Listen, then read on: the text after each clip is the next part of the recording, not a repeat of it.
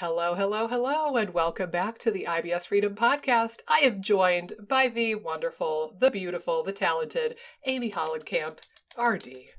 Yes. Hello, everybody. And so happy to be here.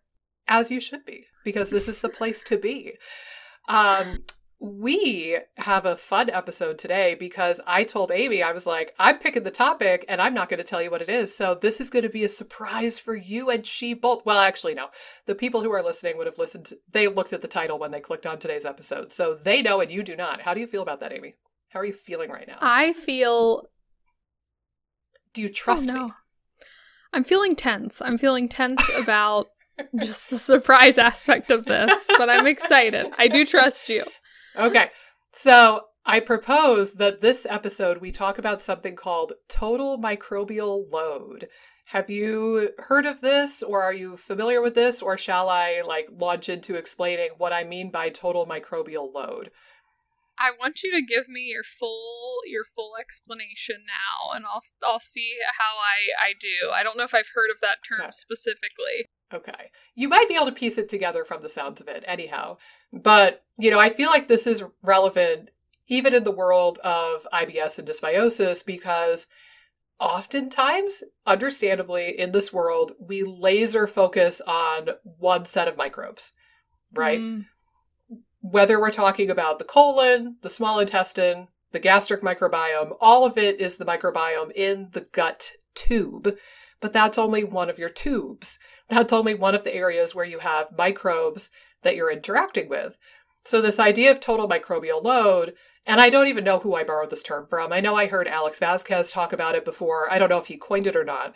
But it's this idea that you are getting information from and potentially inflammation triggers from all of the microbes everywhere on and in your body. So that means the microbes that live in your GI tract, which we talk about all day, every day in this kind of world, but also the microbial dysbiosis that you might house in your mouth, in your sinuses, on your skin, in your bladder, in your vaginal tract, if you have a vagina, and even, believe it or not, in your lungs. And I don't remember if I said skin. I mean, theoretically, heck, you probably have a microbiome on your eyeball also. Yeah. So it's this idea that we have all of these microbes all over us and inside of us, and they are all educating the immune system, for better or for worse.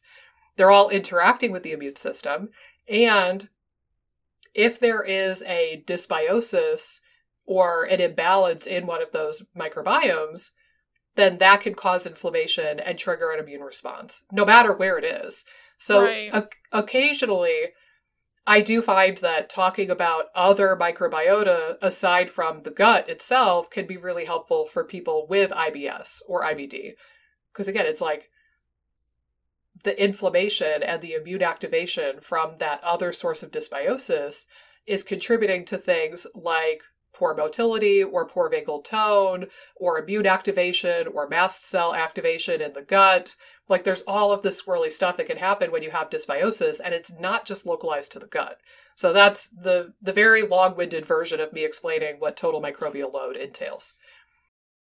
Right. And I think too, one thing I will say is there might be connection and even communication probably between the microbiota on each of these planes, so to speak, like the skin, the nose, the ear. I'm sure there's probably the microbiome in the ears, the mouth. I mean, all these things are probably communicating back and forth to each other. So again, what you're saying where, the microbiome in the vaginal canal could affect the microbiome in the gut and vice versa too. And vice versa. So yeah, I think that's an interesting way to look at it. I don't think I've ever heard it termed in that way before. Yeah, like I said, I don't know if it's something that Dr. Vasquez coined or if it's something that's widely talked about outside of his work, but it made a lot of sense. And it makes sense to me that it's kind of additive, right? So if you have mild dysbiosis in the gut, maybe that would be exacerbated if you also have really wicked dysbiosis in the mouth or the vagina or the lungs or wherever. And obviously, Right. our ability to assess those microbiota is going to be different from location to location. Even like Right. the gastric microbiome, I've joked with patients before, I'm like, I cannot ask you to like swallow a Q-tip and then pull it back out with a string and mail that off Right. to a lab. Like that doesn't exist. We can't sample that way.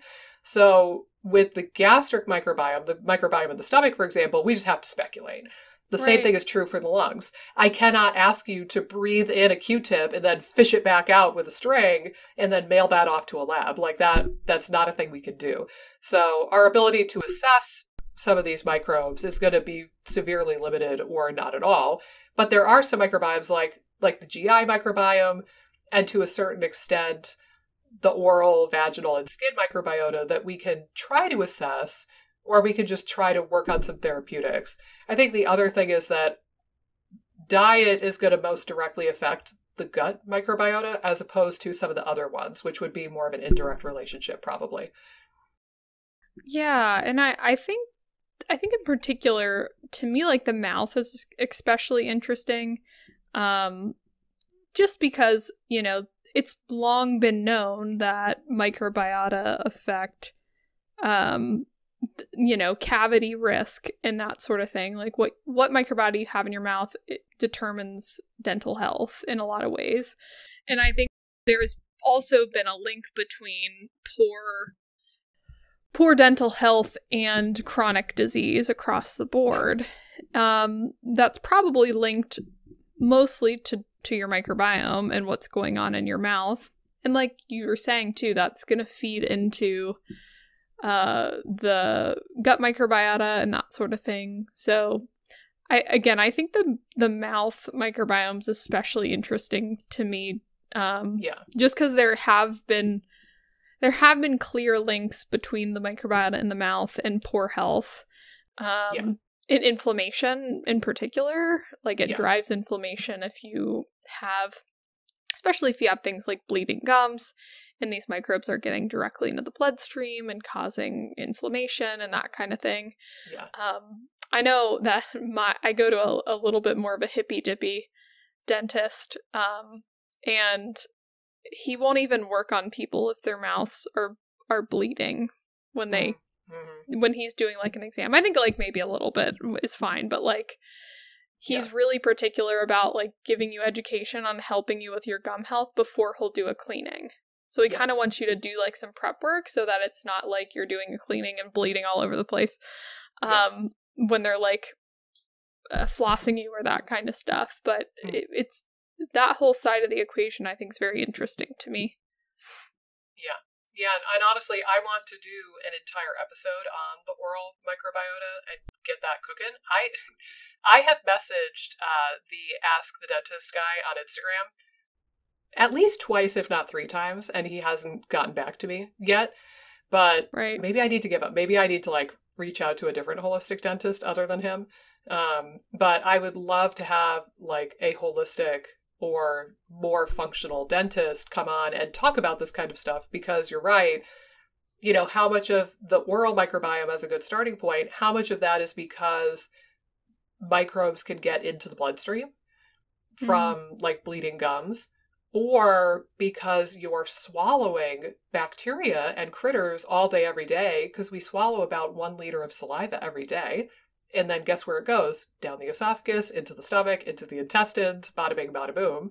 So it really brings up the question of like how much of the inflammation link with the oral microbiome is because the microbes are getting into blood, or is it because the microbes just in the mouth are interfacing with the local immune system and creating an immune response?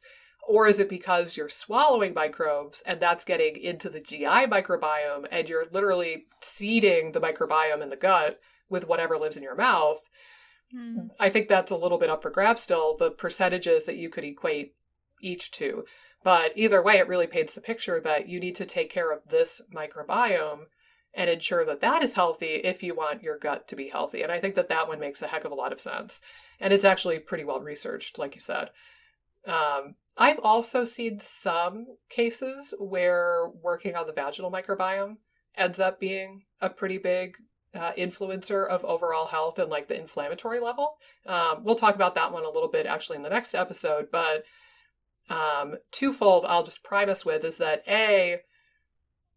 again, like how those microbes in the vagina are interacting with the local immune system cells and how much inflammation is getting cooked up and then picked up in systemic circulation. Like that's one piece of it. And then that could affect your gut in a roundabout way, because it's like if the vaginal dysbiosis is creating inflammation and then the inflammation is disrupting your metabolism or your blood sugar or your motility or your nervous system health, like then you're off to the races. Similarly though, and I will put a not a trigger warning, but as close as it could be. Well, I'm going to warn people that if you are easily grossed out, this is your opportunity to fast forward about 30 seconds on your podcast app. When we women get UTIs, the bacteria that make up the UTI most frequently comes from the anus. And that's why sex is oftentimes a trigger for UTIs for women. And it's like, if you have colonic dysbiosis with a lot of E. coli, as an example, because that makes up about 90% of UTIs, if you have a lot of E. coli living in your colon, and then presumably there's some of that hanging around your anal opening, then assuming that you don't like completely sterilize and disinfect your entire like rectum and anus before you have sex, then the holes are so close together that any sort of frisky business down there, you're going to get a little bit of, shall we say, juices translating and moving back and forth. And then boom, you just colonized your urethral opening with E. coli from the rectum or the anus. And now it gets a chance to shack up further north and it causes a UTI. So gut dysbiosis can very much influence the microbiome in the urethra and presumably the vaginal opening as well. Because again, like the three holes in female anatomy are just so close together. There's going to be some crosstalk between the three just because of the proximity. So that is something to keep in mind, is that there's going to be that direct link of the gut microbiome influencing vaginal and urethral microbiota in women in particular. And then, like I said, if either of those are a source of inflammation or infection or dysbiosis, then the inflammation and the immune activation from that can turn right back around and make your gut potentially worse. So sometimes you actually need to work on the microbiota in the vagina, or working on like, somebody who says, oh, I have chronic UTIs. And like I just saw a patient like this recently. Like, oh yeah, like I get UTIs all the time if I don't take prophylactic antibiotics before I have sex. I'm like, okay, well that's atypical. We need to work on that. And that suggests that there's some dysbiosis at play. Yeah, I actually have a loved one that did that for a while. I don't think they're doing it anymore, but yeah, I was kind of like, yikes. Seems like maybe we could come up with a better strategy. Yeah. But yeah, I think that could be rather common. I hope it's not super common, but yeah, and I think again, like from the vaginal side of the equation, there's just so much we do to affect the pH of the vaginal or the vagina. Again, like if we're using different soaps or things like that, or if we're kind of messing with the delicate balance that's in there. I mean, that's even how the gut is. I mean, pH is so important in terms of what's growing and what's not. So if you're doing anything that really disrupts pH, it can be problematic for a number of reasons. So I think that could be a big culprit from the vaginal microbiome too. Like, I don't necessarily think we have the best practices in terms of preserving the vaginal microbiome when it comes to like popular hygiene practices and that kind of stuff. Yeah, it makes sense. And honestly too, I would argue, to kind of move us on to the next microbiome that we're going to talk about, the skin.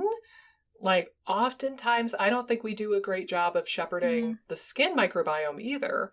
Even if you think, honestly, I'll just preface with this. So I've shared before, we've shared about our health journeys and our health histories. I had a gazillion antibiotics growing up. Like I had IV antibiotics for Lyme disease, and I just thank my lucky stars every day that I'm as healthy as I am, considering all of my wacky health history. And one of the things that I've always attributed it to, A, is that I think I'm pretty easygoing and I'm not terribly high strung. I don't naturally suffer from anxiety at a high level. So I think that's a piece of it. But I think also I grew up on a farm, literally with like horses, dogs, cats, chickens, one rooster that I absolutely hated. And he met his demise, thankfully, because he was a nasty old bird. My neighbors had a bunch of horses. My neighbors had a goat. Like I was around all of these different animals every single day. And like my idea of playing was going and like wandering around in the horse pastures and like playing in the little creek at the back of the horse pasture, or, you know, like I'm going to paint myself in a very specific way here. We would play tag in the cornfield. That was great fun. Cornfield tag, especially at night when you can't see anybody and you have this giant expansive cornfield, was so cool. Painting the picture, yes, I grew up in the middle of nowhere, for those of you who are wondering. That actually sounds terrifying to me. I don't know. Terrifying. I'm just thinking of the movie cool. I'm thinking of the movie Signs, where I'm thinking like there's going to be aliens or something like popping out of the cornfields in the middle of the night. I guess you have to be confident enough that there's no like axe murderer or alien waiting for you out there. It also helped that growing up, my neighbors had 5 children. So it wasn't like me plus one other kid out there. It was like 6 of us all playing out there at the same time. So that, you know, the safety in numbers, you get that illusion of safety. But anyway, the point still stands. One of the things that I've credited to my health is that for all that I was killing microbes left and right all of my childhood, I was also acquiring a lot of new ones every day because I was in a dirty barn, you know, cleaning out horse manure out of the stalls. I was getting muddy and dirty, and like my parents weren't really big on like hand sanitizer and that sort of stuff. So I think that really did well by me. But if you think of what's typical, especially I think it became more popular in like the 90s and early 2000s, and currently, obviously, like hand sanitizer, Lysoling everything, you know, killing the 99.99% of microbes at every possible turn. And then it's no wonder that we've bred this skin dysbiosis that I think is really common for a lot of people. And then that's even before you get into the idea of slathering ourselves with parabens and phthalates and hormone disrupting chemicals and all of the perfumes and crap in all the lotions and potions we put on our body. And I say that as a former Bath and Body Works lotion addict. Like I would, you know, when they have the sales, you like you walk by to the mall and you're like, oh, like buy 1, get 11 free? Cool. I would go there and I would buy like 30 bottles of lotion at once. I would stock up, and then it would last me for like a year, and then I would go again at the mega sale. But I was literally slathering myself from like middle school onward with all sorts of like parabens and phthalates and perfumes and all sorts of crap. Again, it's miraculous I'm as healthy as I am, looking back. But I keep thinking like skin dysbiosis. Like, yeah, well, and maybe the moral of the story, because I was like this too, and I had tons of antibiotics. I was like the strep throat kid. Every year, strep throat, every year. I was probably more the sickest in the family, like in terms of me and my brother. I feel like we're kind of the ones that would definitely get sick each year. But I think that I like just letting your kids be that sticky kid. Like I sort of, for me, like I think I was just always the kid that's like, we're like not sure if she's stinky or like smelly, or like she's out in, you know, in the woods making forts and stuff. Yeah. She's like, of all the kids, she's definitely like the stinky one and like the sticky one. Like you just can't trust. You can't trust her. Yeah, can't trust Amy. Right. And I do think that there's probably some benefit of just letting your kid being a little stinky and sticky, and not to like such an extreme degree, but just that you let them play and get dirty just and that kind of stuff. Yeah. Right. So I think there's an aspect of that that can be really, really helpful too. I'm just picturing myself too during my dietetics internship. You're supposed to, again, like wash your hands or sanitize before every all the time patient. So like your hands would literally, not even just the killing of the microbes on the hands, but your hands would just get cracked, ripped to shreds, because it's cold outside and you're literally lathering hand sanitizer on your hands before every single patient. You could see 20 patients in a day. So, you know, it's interesting because I do think hospitals can be like some of the worst areas for microbes, because there's so much killing going on that you can start getting antibiotic resistant strains and that kind of stuff that can live on the skin and be passed to people. I think that, you know, it's interesting too, and this goes back to the gut stuff, but things like C. diff are becoming really common, spreading outside of hospitals. And there's probably an aspect of hospitals, you know, they're working with people that are in more vulnerable positions if they're in a hospital and having some sort of medical issue where they catch these things. And then I think people outside of the hospitals probably have weaker immune systems or weaker microbiomes to combat it. But all the hand sanitizing and the sterilization of the environment probably doesn't help either. Yeah, it's like, under certain circumstances, totally get it, right? Like, if you do have somebody who's severely immunocompromised, or if you're doing surgery and you're physically cutting somebody open, makes a lot of sense to try to get rid of as many microbes as you can and keep things sterile. But I'm even envisioning, like, I don't know, like if you go to the ER with like a broken finger and they're just, putting it in a splint and sending you home or doing the x-ray. Like, I don't know, like, do we need that environment to be 100% devoid of microbes? Or it makes me wonder if we should be separating some of the functionality of hospitals better. And this is like way beyond the scope of this podcast, but did I ever share with you at the very beginning of the pandemic in 2020? It was like the first week of April 2020. Everything was in lockdown. Everything was crazy. And our daughter really, really missed Grandma and Grandpa, and Grandma and Grandpa really, really missed her. And she's an only grandchild, so they're obsessed. And so I came up with the idea. I was like, oh, I have a fun, socially distanced activity. So I set up, we have a badminton net, and I set that up in the driveway. And I was like, okay, Grandma and Grandpa, you stay on one side of the net. Jess and I will be on the other side of the net, and we will play badminton with a balloon. So, because she was like 4, right? So I was like, we'll play badminton with a balloon, and we'll just hit it back and forth and laugh and have a good time. We're far enough apart. We're like 20 plus feet apart. So I was like, this will be safe. Did I ever tell you what happened? My mom for those of you not on video right now on YouTube, you're missing out. But my mom reaches up, loses her balance, fell backwards onto the pavement, and caught herself with her hands. She broke not one, but both wrists. Oh my gosh. Yeah. So, and like, yeah, we just knew. My mom was in denial because the poor woman had fractured her ankle in 3 places only 6 months prior. And she was having like PTSD flashbacks to how horrible that was. So she's like, no, they're not broken. I'm fine. And I was like, no, we have to get an x-ray just to be safe. And I just tried to appease her. I was like, yeah, you're right. They're not broken.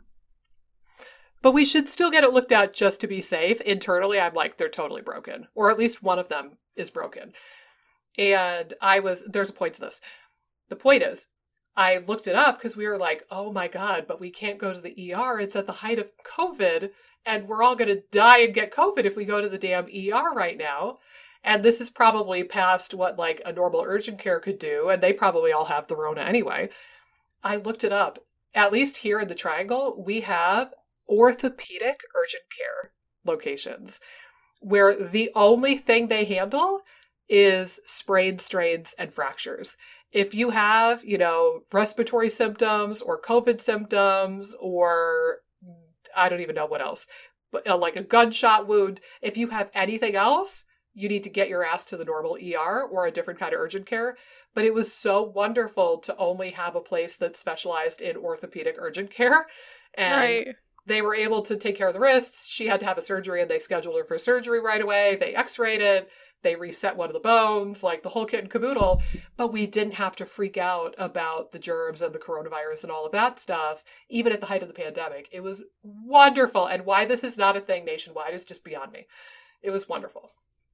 But presumably you wouldn't have to keep that place quite as sterilized if you're predominantly seeing orthopedic injuries as opposed to, like potentially patients who are severely immunocompromised or have something, they're coming in for surgery or they're going to have surgery on a gut shot wound or something really invasive like that. So I think this should be more of a thing if it's not already.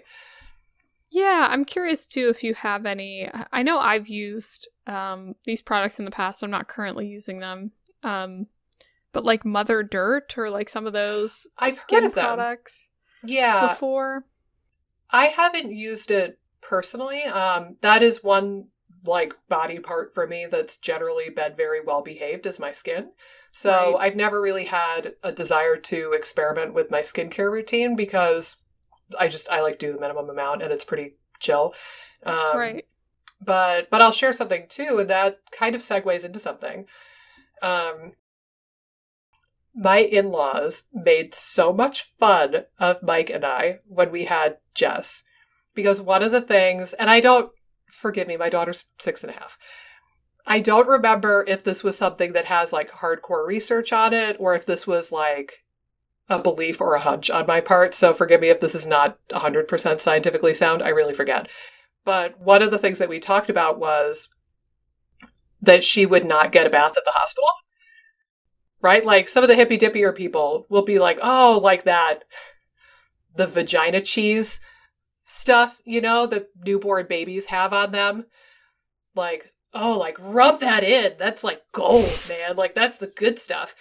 And so we had that as part of our plan. We were like, do not bathe our baby. And we left her like that. We did not bathe her for a full week after she was born because I wanted all of those microbes to give her amazing skin. And honestly, like after you kind of like wipe away some of the blood and guts and stuff from the birth, like they look pretty clean. I didn't know what the big deal was anyway. But yeah, we like rubbed in that nice vagina cheese and let it give her a nice good microbiome. And I think if I remember right, I think I read that it could decrease the risk of eczema in children if you did that. So anyway, fully endorsed that. But also we took it to the next level. Even once we bathed the poor child, then for the longest time, we only gave her a bath like once a month. And keep in mind, like with a baby, you're changing their diaper every day, multiple times a day, and you're using wet wipes. So like we were cleaning her little butthole multiple times a day, every single day. But like, it's not like a baby sweats or runs around. I mean, we would give her a bath if she got into something, like in the moment. We would give her a bath, but otherwise, I kid you not, for like the first year of her life, we would give her a bath like once a month. And my in-laws and my sister and brother-in-law were so repulsed, and they made so much fun of us because they were like, oh, give that poor kid a bath. She's so dirty. And we're like, no, she's really not dirty. She smells fine. She looks fine. But, and my brother and sister-in-law had a baby not all that long after Jess was born. So her cousin is close in age. And I remember like even back then, like right from birth, Charlotte was a bath every single night kind of a kid. And she still is. And even still to this day, it's like, yeah, like I don't wash Jess's hair more than like once a week. Like until it looks ratty or greasy. Like, I don't know, she looks fine. When she gets to be the age where she's sweating a lot and she's like a grody middle schooler or something, like as she gets older, we'll increase the frequency, obviously. But Like, as long as she smells fine and looks fine, I'm not going to be stripping her skin of the microbes more and the oils more than we absolutely have to, because I don't want to set my kid up for dysbiosis or eczema of the skin, or eczema or dysbiosis of the skin if I don't absolutely have to. So that's just, those are my grody, nasty ways that Mike's side of the family was horrified by, but also even Mike was like, whatever, it's fine. Like she's 3 months old. How dirty could she be? It's fine. Well, and I think that there's a growing trend, away from overwashing your hair or overwashing your skin.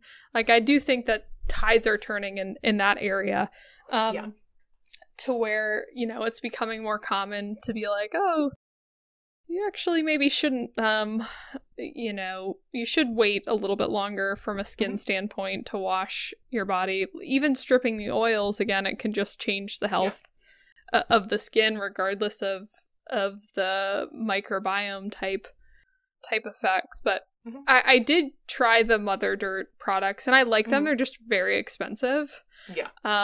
That's the only kind of drawback there. And it's not like the ingredients are like that special, like, where it's like, seems pretty simple ingredients from an ingredient standpoint. So it's just like, I don't necessarily know if I saw a benefit worth the price. But it is really interesting, like, if I was struggling a little bit more, and they sort of try to make it, at least they did in the beginning, market it kind of as a alternative to like bathing as much too. So like especially their spray that they have actually has a microbe in it.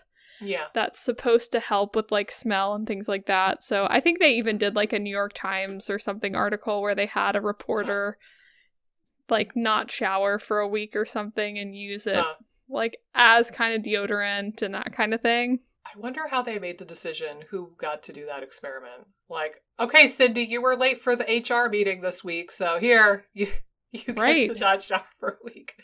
I'm I'm an animated corpse. So I'm so cold all the time. Oftentimes I get into the shower physically twice a day because like when I come home in the evening or at some point before bed, I need to just hop in the shower for like 5 minutes and scald the skin off my body because I'm so cold. Like my bones are cold and I need to put the shower on like lava setting and just bathe in it for 5 minutes and fry myself. So I can't imagine not bathing for an entire week. I could get by with like the dirtiness factor. I wouldn't care about that quite as much, but like my ability to warm myself up very quickly with scalding hot water, I need that. I'm kind of the same way. I like taking a shower daily, or like a bath daily. I don't wash my hair daily at all, but I do like the warmness and the enjoyment factor of bathing. Well, I will raise you. I see you saying that you don't wash your hair every day. I will say I've only recently gotten to that point. And I think it's because I switched shampoo and conditioner to like a bar product. And I've just kind of organically learned in the last few months that since I switched over to that, I think it's called Super Zero, if I remember right. If anybody wants the name, just message me on Instagram. I don't even know. I think it's Super Zero, but ever since I switched to that brand, now I've noticed like on the days that I don't wash my hair, I'm surprised. I look in the mirror and I'm like, oh, you really can't tell until we get really close to like the 48-hour mark and it's time to shower again anyway. Like you really can't tell. So I've actually gotten to a point now where I'm comfortable doing that, but I never could before. Like I would look like my hair was greasy. But I will raise you and say, I'm painting all of these nice visuals of what you can expect in a few months. Come July, your life is going to be so different and it's going to be wonderful and hysterical to observe. But, okay, so the vagina cheese, just rub that shit in real good. Give that kid the microbiome they deserve. The other thing I will say is that I became so tired when I had my kid. I was so tired that there were certain things that I just decided were not worth the effort from that point on. One of them, contact lenses. I honest to God, in the 6.5 years since my child was born, I have worn contact lenses probably 15 times. And 100% of the time, it was like because I was going to the ocean or I Right. was, you know, swimming or working out and I needed to not wear them for whatever reason. But like, I don't even have a current contact lens prescription because I never wear them anymore. But that was Right. one where I was just like, nope, don't even have the time or the wherewithal. Another one was wearing earrings because also like at some point Jess got to a point where when she was breastfeeding she would like play with my earrings and I got really scared that she was going to like rip them out and rip off my ear, so I decided nope, not going to give you anything to play with. I'll pass on that, thank you. The other thing though that went by the wayside as soon as I had my daughter, washing my face.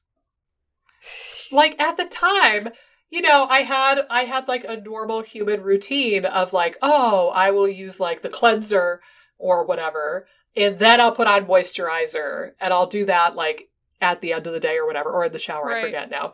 And just somehow that went on the chopping block, and I literally have not washed my face since having my kid, with the exception if I wear makeup, like I have those makeup removing cloths, like the microfiber Right. or whatever. So I'll use that, and I use like, there's like a little bit of an oil kind of stuff that I get that I can get like the water resistant eyeliner off with. And very occasionally, like if I wear sunscreen, I will actually wash my face with a face Right. wash product. But other than days where I wear heavy makeup or sunscreen, I have not washed my face in 6.5 years. And my skin is so much happier not Yeah. doing like the cleansers and the astringents and the lotions and I mean, I still put on lotion every day so that my skin doesn't dry out, but my skin is actually way happier now that I don't do that. And it was very amusing.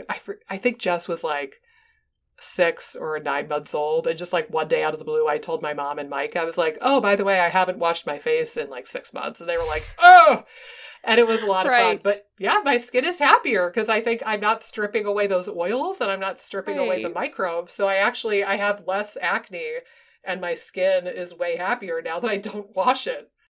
Yeah. I again it's goes back to the pH being so important, I think. I think whenever we're doing stuff, especially to the face and to skin in general, that changes the pH, it's gonna Mhm. really just change what bugs are growing, how the skin functions, that kind of thing. Um, so yeah, that's really interesting. Yeah, you're Yeah. really painting such a great picture of motherhood. I'm so pumped. You'll love it. Yes. And actually that will segue in a second to the next microbiome I want to talk about. There's so many. There's so many.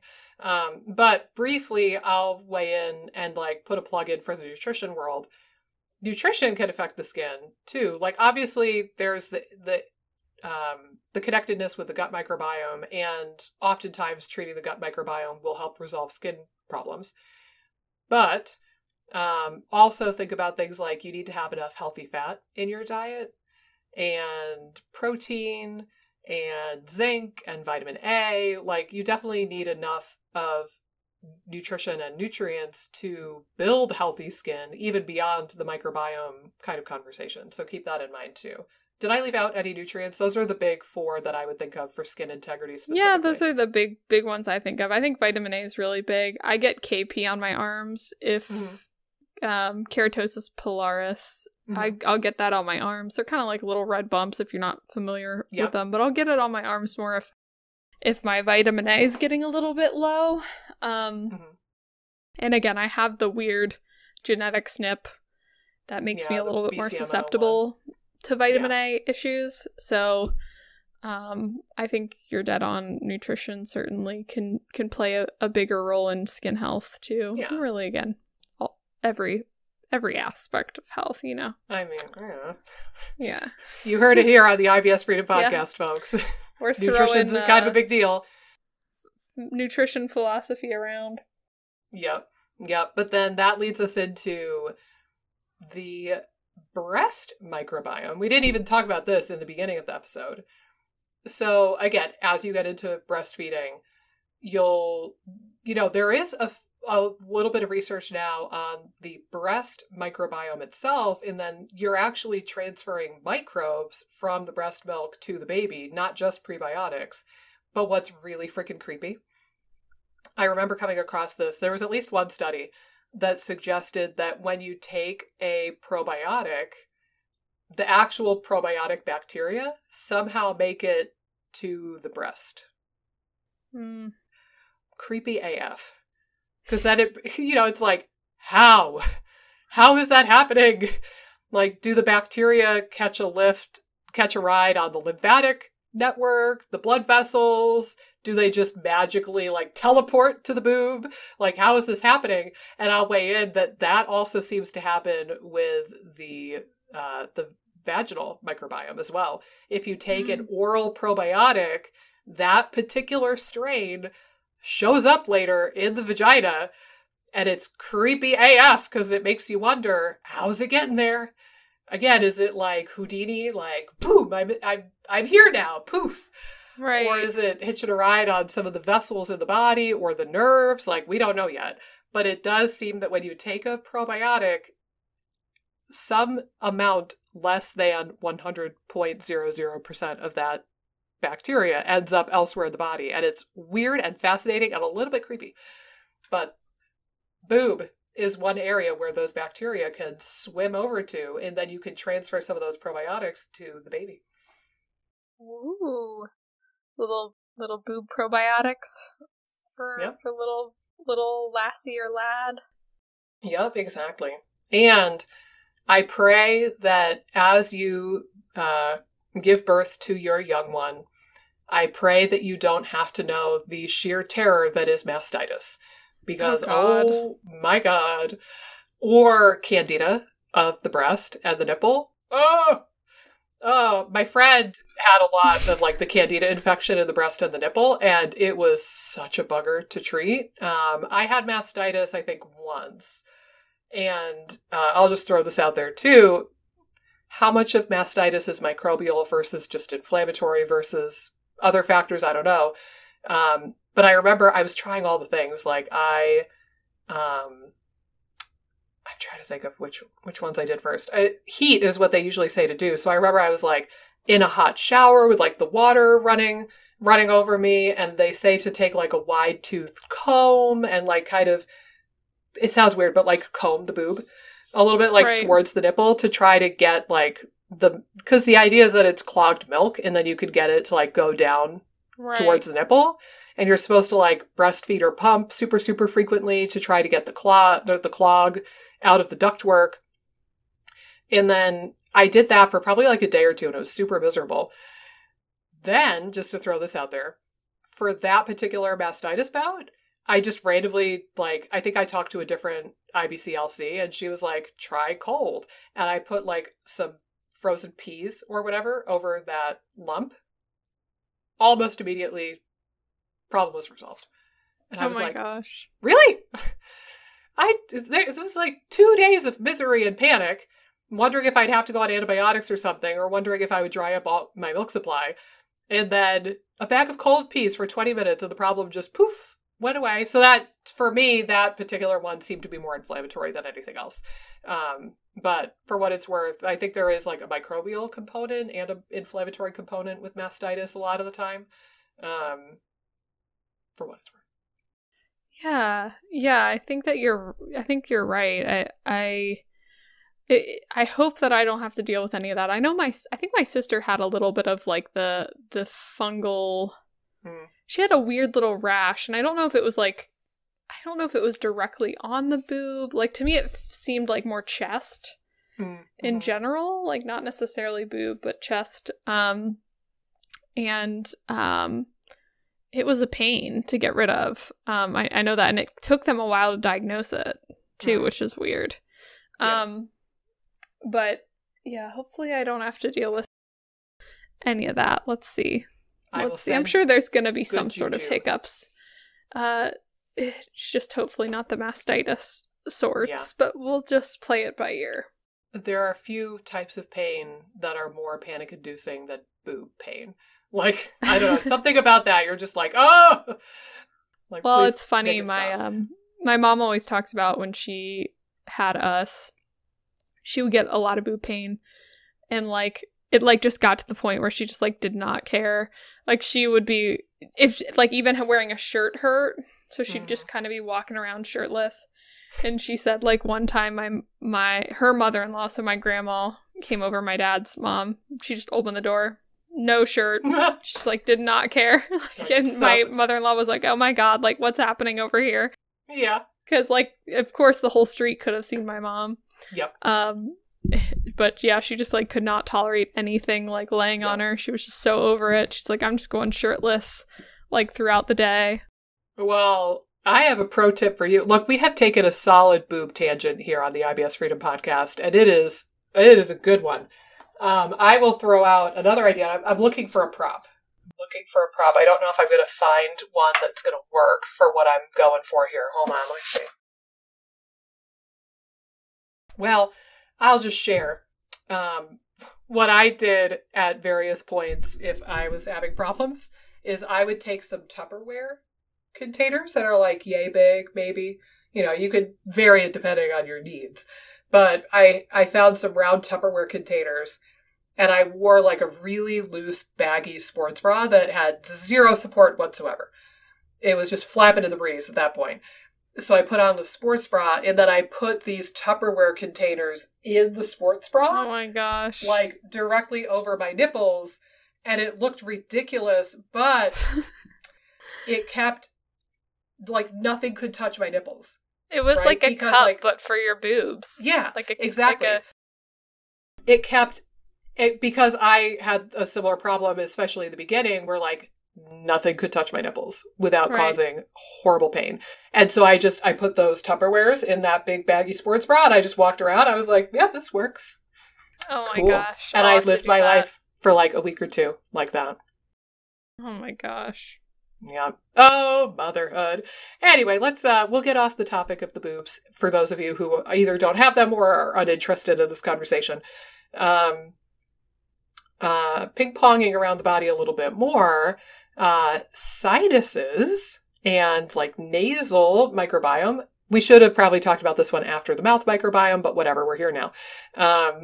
As somebody who is a chronic sinus person, I definitely have experience in this arena. But like I said, keep in mind, the oral microbiome and the nasal microbiome all kind of like, it's the same general vicinity. They all kind of communicate with each other in that area, and the ears for that matter. I know that there is a probiotic that has been shown, like it would be in a chewable or a lozenge, but there's a probiotic that's been shown to decrease the incidence of ear infections in kids. And I think also strep throat. I can't swear to that, though. So that's something to know, which again suggests that some of the microbes, like in the mouth and the throat, are probably getting up the eustachian tube, going like up into the ear that way. And then similarly, I know that there are some probiotics, especially one that's derived out of kimchi, I believe. Like either probiotics or kimchi itself can help with sinus stuff. And again, it's like some of those microbes probably gravitate up into the nasal cavity from the oral cavity and influence the microbiome in the nasal cavity, which is pretty cool and also kind of creepy. Yeah, it's so interesting too, because I've worked with some clients that have more sinus issues, and sometimes they're doing, I almost call it looks a little precarious, but they're like taking a probiotic powder and inhaling it orally. Yep. Looks a little bit like cocaine. Don't do it at a crowded place. Do it in the comfort of your own home. But again, I have that exact one. I don't know if I've necessarily been super great at tracking the success of that. Or again, like what strains again are going to be more beneficial than others. I don't know if I've really dug as deep on that where I could just off the top of my head say, but it is kind of interesting, the strategy of inoculating the nasal cavity. I will add, sorry to cut you off if I did. Yeah, go ahead. It just came to mind. Some people recommend doing that with Megaspore. Honestly, that creeps me right out. Like, I don't know if the spore formers are supposed to be in the nasal cavity. I'm not even a raving fan of using Megaspore specifically for gut problems and IBS. Honestly, like, it's not that I don't know. I have a whole assorted opinion on Megaspore specifically as a product, but I've been surprised on multiple occasions. I've gone into like practitioner forums even, and I've looked up like sinus infection protocols. And a shocking amount of practitioners say, "Oh, just break open a megaspore capsule and like stick it up your nose." And I'm like, "Ugh, that seems like a really bad idea." There's absolutely no research to back this up, and it kind of feels like, did you learn this from a rep from the company at some point? Is this just a ploy to get you to buy more megaspore? Like, yeah, you could use it to clean your windows too. Isn't that great? Here, buy more. Like, I don't know. It just kind of feels like the company trying to egg you on to purchase way more of the product than you actually need. But there is one, the one I was referring to is called lactosinus.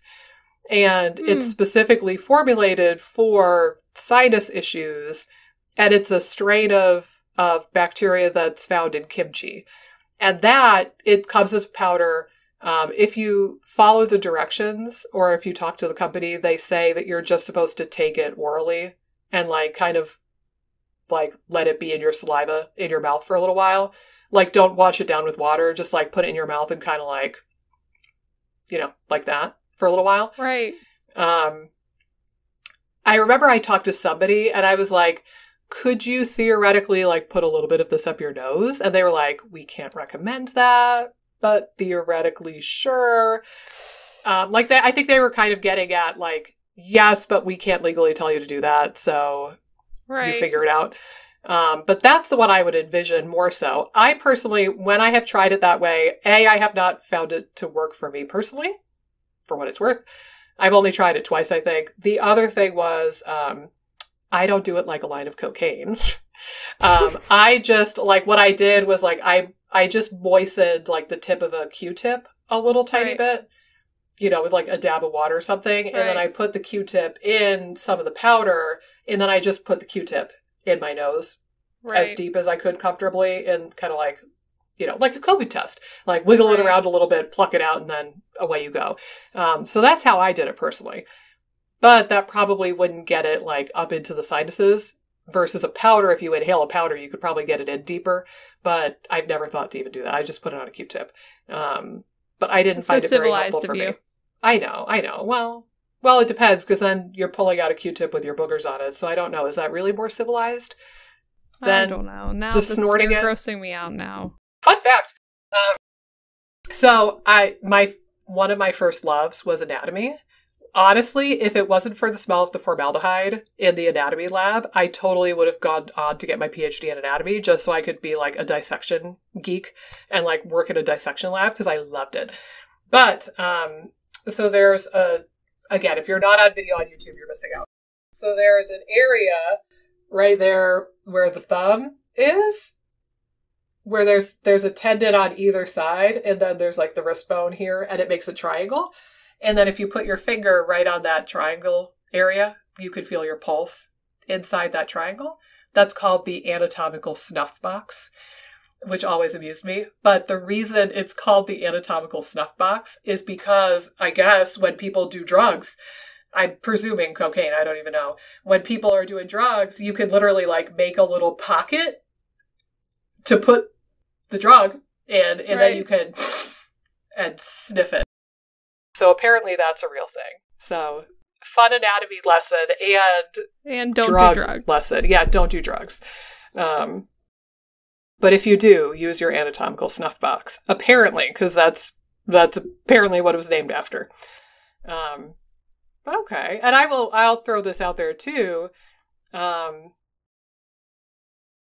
We have fewer prebiotic and probiotic tools that we could apply directly to some of these areas.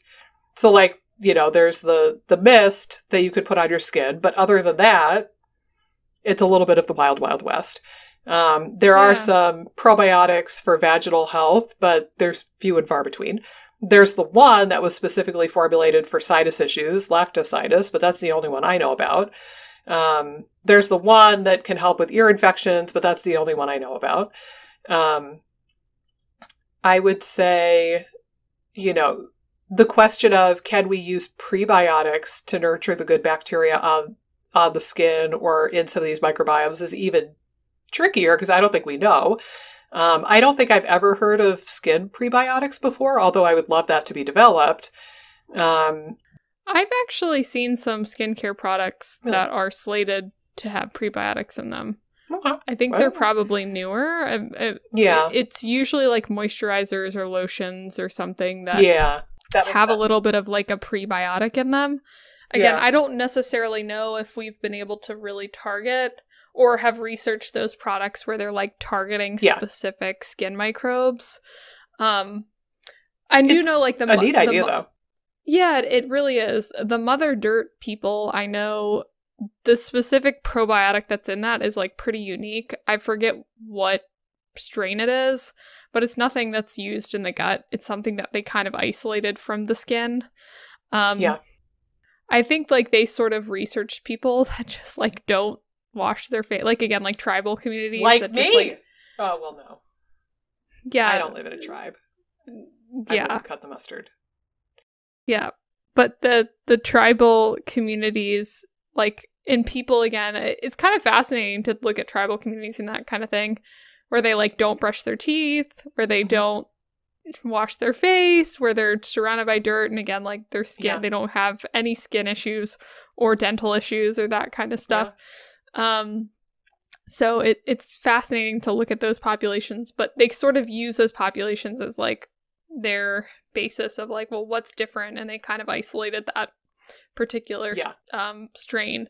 And I think that you probably have to do a similar thing with the prebiotic arm of strategies for the skin, is really understanding like what microbes make the biggest difference to healthy skin and trying to work into ways to feed those. And that might be different than the prebiotics that work in the gut. It probably just takes a little bit more nuance. And again, I don't necessarily know if we've totally mapped. It might be an area I just haven't gone down quite yet, but we've totally mapped the skin microbiome to the point where we can really isolate, like, this is really health promoting or this is not health promoting on the skin. Mm-hmm. I don't know if we've got as far. I mean, even in the gut health space, we've come a long way, but there's still so much to learn. Yeah, I think we're even less to that point with the skin microbiome. Mm-hmm. Yeah, and a lot of these other microbiota for that matter too. I can't really envision like getting a bunch of inulin and like slathering it on your skin, for example, or snorting inulin. Like I can't really wrap my head around that. But there's probably something. Like there's probably something in like soil or animal droppings or plant materials that can confer some sort of prebiotic effect for those microbes that are normally found like on the skin or the sinuses. Or even, I kind of almost wonder, this is a new budding theory. Feel free to run with this and research this if anybody does research. What if pollen, like from the air, what if pollen could be like a prebiotic for some bacteria in the nose or the lungs? Right? And then it's like, maybe the presence of the pollen isn't a bad thing. Maybe it could be a good thing, but maybe it's the immune response against the pollen that we should be investigating more. I don't know. I don't know. That's kind of like, I'm trying to think of what else would be in the air that could be prebiotic for those microbiota. Well, one thing too is I know that there's a microbiologist. He used to write a lot more. I haven't followed him recently. His name's Jeff Leach. Have you heard of him? I don't think so, but I'm also not super good with names. Okay, he did work on like the Human Microbiota Project, and he was someone who like would go and live with the Hazda tribe for like 3 months at a time and test his microbiome the whole time, because he would eat what they eat and then like live how they lived and sort of just see how his own microbiota change over time. Yeah. So he was really interesting because he said one of the best things you can do for your microbiota is go outside and just breathe, because the amount of bacteria and probiotics in the air is going to be unmatched to anything like inside. Like you'll just get a diversity of microbes from just going outside and breathing in the air, which could potentially, again, have a big effect on your nasal microbiome, but also your gut microbiome. Yeah. Again, it's this idea of total microbial load. Like it's the totality of your microbes and what they are telling your immune system and what they are doing to your inflammatory load that ends up influencing your physiology. Sometimes it's a direct kind of relationship. Sometimes it's indirect, but I think that it's being open-minded to that, certainly. And here's the thing too, is like, it's never a bad idea to go outside more. Right. Or hardly ever. I mean, maybe if you're in like Anchorage, Alaska, and it's the dead of winter and you don't have a proper winter coat, like I could see some scenarios like that. But for the most part, getting human beings outside more is going to be a really solid idea. And again, like maybe that was a piece of it too for me. Like, thank God that I grew up in a gross, dirty old barn with like horse manure and cats and cat dander and dogs and chickens and all of this stuff. My husband grew up in the suburbs, like, 2 kids, 1 dog, picket fence, like suburban lifestyle. And I grew up in the boonies. And he, like, still to this day, he would probably be visibly repulsed if I described this. But like my favorite activity when I was a kid, all the way up through my teens, was that we had feral cats in the barn. And I would sit on the floor in the nasty, dirty old barn with like shavings and hay and bits of horse manure and probably cat poop. I don't even know. Like, it's God knows what was in there. A lot of dirt, a lot of dander. And I would sit on the floor of the dirty old barn and I would wait there with like some canned cat food on a little plate. And I would sit there like a statue until a cat was brave enough to come near me to get some of the canned food, and I would let it have a bite or two, and then I would pet the cat, and it would freak out, and it would run away, and then I would wait like a statue until a cat got brave enough, and I would do that for hours on end, and I would just wait for the cats to come close enough to me that I could pet them, and it was my life's mission to tame all of the feral cats we had in the barn. I succeeded with precisely 1 cat, and it was because I got to her when she was still a kitten, so I kind of cheated. I never was able to tame an adult cat using these methods, but it was damn fun trying. And, I think about like, again, sitting on the filthy floor of the barn. Yeah. So many microbes in the air and on the floor and like on my jeans and on my boots. And yeah, it was probably hella gross, but also I probably picked up some really good microbes and that kept me as healthy as I am. Like, I can't imagine having my health history and all those antibiotics and also like growing up in a city. I can't imagine what would happen with that. So the one thing I wanted to share though about the sinus microbiome, there's a whole wide world awaiting us, Amy. It's out there if you want to seek it. And that is the wide and wondrous world of nasal sprays. There's so many. And there's so many compounds. You can put anything up your nose now, I swear. I have, because when I do get sick, things like to gravitate to my sinuses. That's just what I've learned about myself. I have lungs of a champion, but the sinuses are like, wham, puffy. So I have a library of sinus sprays now. I have an entire drawer of nasal sprays. But interestingly, one of the ones that is out there that I personally have not found a lot of success with, but other people have, is xylitol nasal spray. Interesting. And it makes you wonder, xylitol gum, which, funny enough, I keep in my drawer, like xylitol chewing gum has been shown to be a prebiotic for good microbes in the mouth, and it helps decrease the incidence of gingivitis and cavities because it's a prebiotic for the oral microbes. And then similarly, some companies developed xylitol nasal spray for sinus infections, and it makes you wonder, maybe it's not killing the bad microbes, maybe it's feeding the good guys, but that's the only true, like, direct prebiotic that I'm aware of as far as, like, what could be in nasal sprays. Otherwise, I think most other stuff that I have in that drawer is antimicrobial in nature. Like, I have one that's a Manuka honey nasal spray. That one's good. It burns, but it's good. That'll clear you out real quick. Oh my God. Or what else? There's a whole bunch of them. Do you remember, I get the perception that they're not as popular anymore, but they're still around. You remember the product that was called Restore, and now it's called Ion, I think? Yep. I had a couple of patients who thought that it was wonderful, and I've had probably more patients who thought that it didn't do anything for them, and it was kind of expensive, so I haven't really ever recommended it much. Right.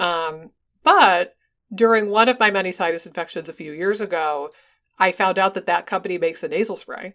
And if you look at the Amazon reviews, they are very impressive Amazon reviews. Granted, it's Amazon, so maybe we can't trust it, but they seem genuine.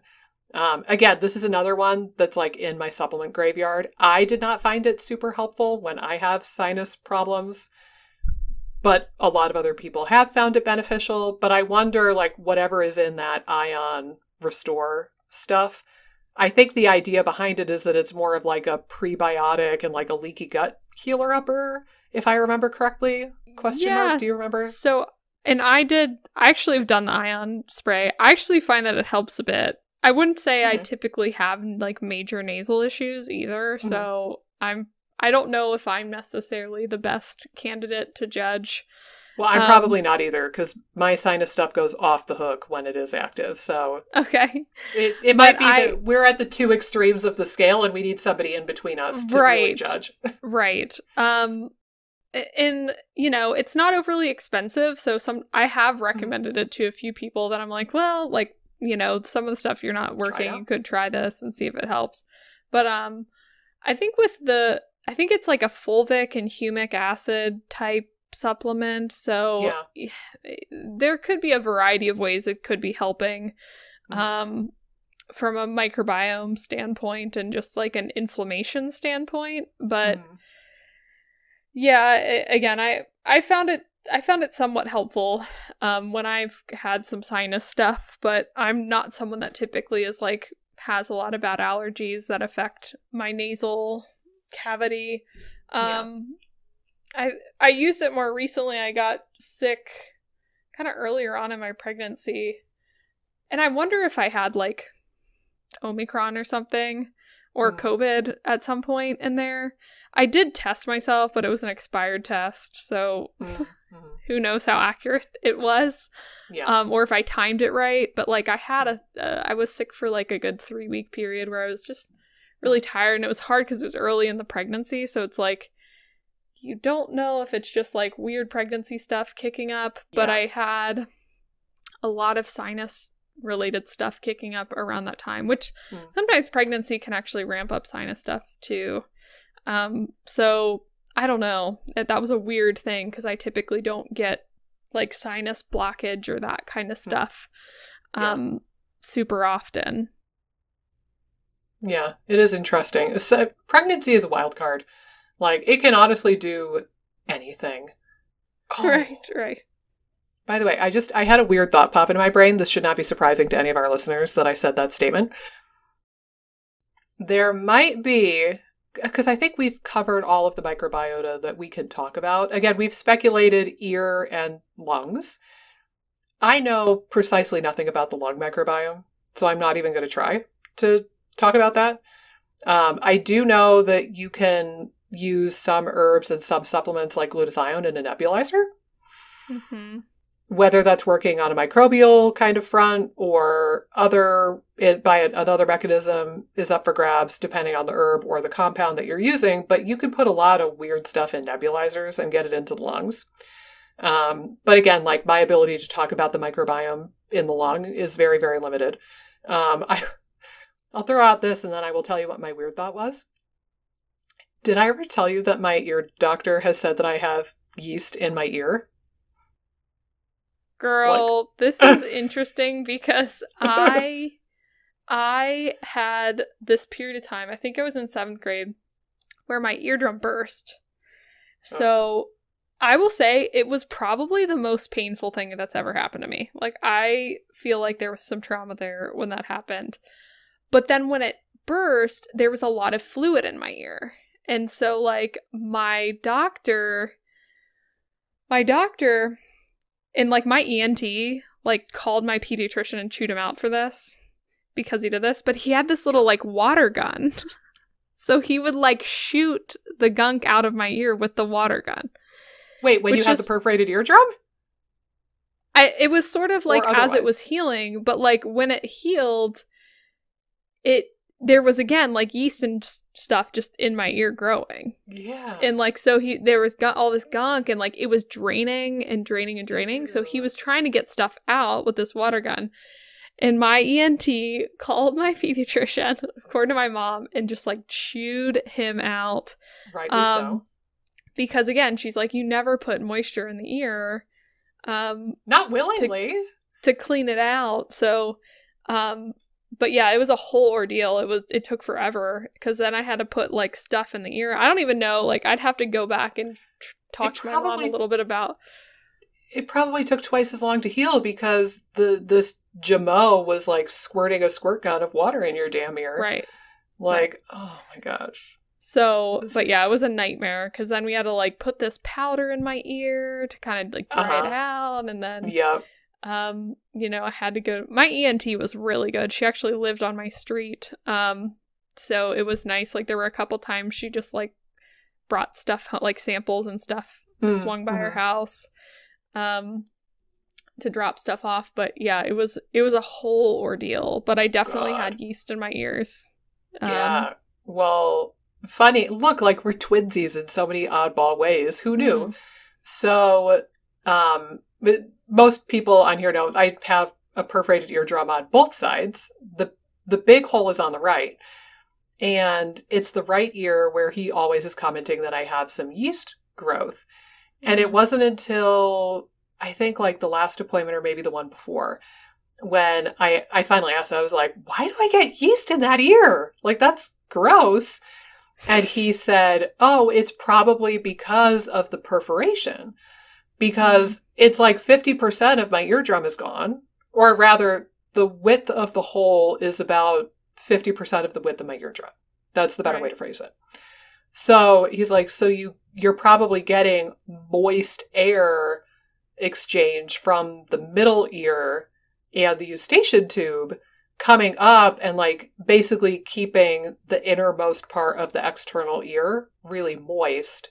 You know, like the part right up against the eardrum, basically, like that deep area of your ear canal is probably extra moist because of the hole. And therefore, it's creating a good breeding ground for the yeast. But he has commented he thinks that if I get the hole repaired, that the yeast problem will be much better or go away. So yeah, but did I tell you, I've decided I'm going to reschedule my surgery again.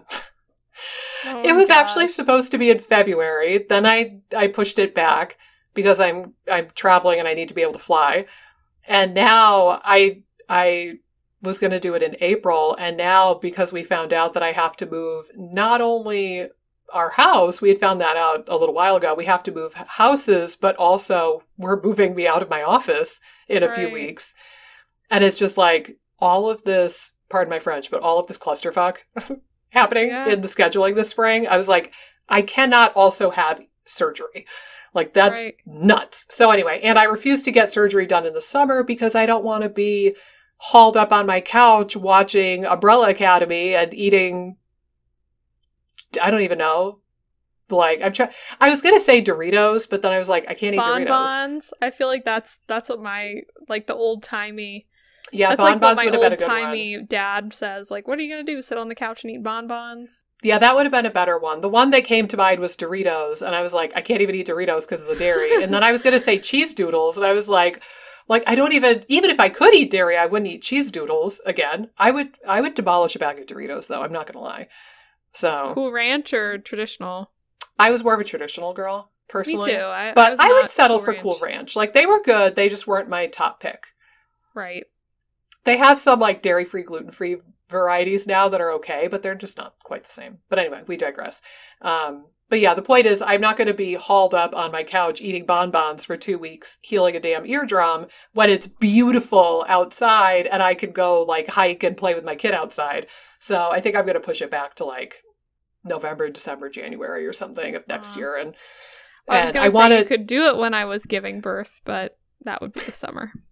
Yeah, no, I'm not sacrificing my summer. No, I think dead of winter, so that if I don't leave the house and I don't bathe for 2 whole weeks, it's no harm, no foul. I'm good. What's like the dead of winter for you, like temperature wise? Is it bad or? Well, it depends. Like for here in North Carolina, right? Like, yeah. Okay. Is it like honestly nowish, like January, February is what we could call dead of winter. It fluctuates all the time. Like this morning when we packed up Jeff's for school, it was like 27 degrees. And then, but this afternoon, it's going to get up to like 52 or 55. So it's like, okay, it starts off really cold and then it gets pretty okay. We had a fluke day, I think last week, where it got up to like 60 and it was really nice. And it only got down to like a low of 40, which was amazing. But then there are other days where it's, a low in like the mid to high 20s and then it only gets up into the 40s during the day. So I don't even know. I don't know. Right. North Carolina's confusing. But I would take the confusing North Carolina weather over actually getting snow any day. Like, I'm done with the whole snow scenario. So I'm cool with the amount of snow we get here. Right. But I have told my husband we didn't move far enough south. And I keep asking him, I'm like, how do you feel about Miami? Tampa? Like, where in Florida would you like to move? Because that's where your corpse bride needs to live so that I'm not cold all the time. Right. So, we'll see. I could get really good Cuban food if I moved to Miami, though, and that's highly appealing. But I don't think it's going to happen. So I'll have to settle for traveling occasionally. It's okay. I'll deal. I have hot showers and heated blankets and space heaters to keep me warm if I need. Well, if I lived in Miami, I'd probably die 20 years earlier. Just with my skin. My skin would be destroyed. Both of my parents have little skin cancer spots everywhere, so that would probably not be the best. The best a pale Paula of the world. Right. Well, my darling, shall I tell you my weirdo thought that popped into my brain to kind of put a bow on this episode of Total Microbial Load? Yes. Okay. She gave me permission, people. You heard it. Do you think it's possible to have dysbiosis of the belly button microbiome? Okay. You know how I feel about belly buttons. And the time is coming. Do you remember this conversation? I forgot about your belly button thing, actually. So go ahead and tell the people at home. I'm very nervous about my belly button becoming an outie. Because, I have multiple reasons. I swear to God, a scar in there from, I feel like my umbilical cord, like, fell out too soon or something, or got, like, yanked off too soon. Okay. But I think I have, like, a little scar in there, and I can't get, like, quite a good look at it until it becomes an outie, so that makes it especially nerve-wracking. How do you know that you have a scar in there? I can see it. It's like a little... But can you? I can, I swear to God. I'll just send you a picture or something once it reveals itself. Once it reveals itself. The big reveal. But I don't know. I'm guessing you could probably have dysbiosis of your belly button hole. I mean, it is a microbial breeding ground. For that much I am sure of. I'm looking at mine. Still an innie, but it's still an innie. Mine too. Mine's an innie, for those of you who are wondering, but I'm not pregnant, so it's not that fascinating to talk about my belly button. Well, people make a note that if Amy develops an outie belly button, we must ridicule her on public platforms and social media the world over. So we will make sure she rue the day that she developed an outie. But no, I'm kidding. We would never. But yeah, it begs the question. Like, I wonder if we could have dysbiosis of the belly button. Or I wonder if we could use the belly button as a source for microbes that we could then use elsewhere. So what if we scoop out a bit of belly button microbes, smear it on your anatomical snuff box, and then snort it into your sinuses? I think we've taken a step too far down the crazy train. On this episode. Or a Q-tip, get some of it out there, and then just give it a little licky-loo. Oh no, you'll get some lint up your nose too. Or if you put it up your nose. You gotta make sacrifices. How much do you want good microbes, Amy. You flew Well, and had how a can we poopcation. ensure? How can You we had ensure other that the people's belly button poop. has good? So what I'm hearing is you are willing to go pay money to have somebody else's poop, put up your pooper, but you're not willing to just lick a little bit of belly button lint. I don't trust my belly button. That's what it is. That's why you have Yes. such a belly button problem. You don't trust it. Yeah. Oh. Okay, your exercise for today. Go home. You're already home. Whatever. Go home, and tonight I want you to look at that belly button, and 10 different times I want you to say, "I love you, belly button. You are beautiful." Okay, I will do that. Perfect. Perfect. All right. Fake Well, it I've until got you make it. That's right. I've got nothing else as far as the microbes. I think that, the only other one we could maybe touch on is toe jam, but I don't know if that's much different than actually that does bring me to something else though, believe it or not. So the skin microbiome, we can kind of talk about it like it's all the same thing, but there are different microbes living in different areas of your skin microbiome. So theoretically, if you harvest some microbes from your armpit skin microbiome and then smear that on your face, because, people do that, and smear that on your face, you could create dysbiosis on your face because you transplanted weird atypical microbes from your armpits. Similarly, if you take that belly button goo and you smear it on your forehead, you could give yourself skin dysbiosis even though you're transferring skin microbes to the skin. So you've got to keep in mind that the location of the skin dysbiosis can matter quite a lot. Like face versus armpits versus your back versus your belly button versus your toe jam probably all makes a difference. True. And now I think I'm officially out of canon Yes, for this episode. We've probably taken it just too far a couple times, but it's okay. Sometimes we got to take it there. We are cutting edge here on the IBS Freedom Podcast. And by God, if we don't have these conversations about belly button dysbiosis and toe jam dysbiosis, then who will? That is the question. So I'm happy that we can bring cutting edge and bizarre conversations to our listeners, which I'm sure they cherish very deeply. But guys, as always, thank you for tuning in for this weird but hopefully useful episode of the IBS Freedom Podcast. Again, kind of one of the morals of the story with this whole world is that anything that causes inflammation or wonky immune activation could affect your whole body, and that includes your gut. So I think that we really need to take a holistic lens when we talk about dysbiosis and the microbiome in the gut, and all of these different types of dysbiosis can impact your gut potentially. So be open-minded to exploring that a bit and evaluate which ones of the ones we talked about today might be worth a little bit of TLC. Go get dirty, go roll around in some filth on our behalf, and we will see you in the next episode of the IBS Freedom Podcast.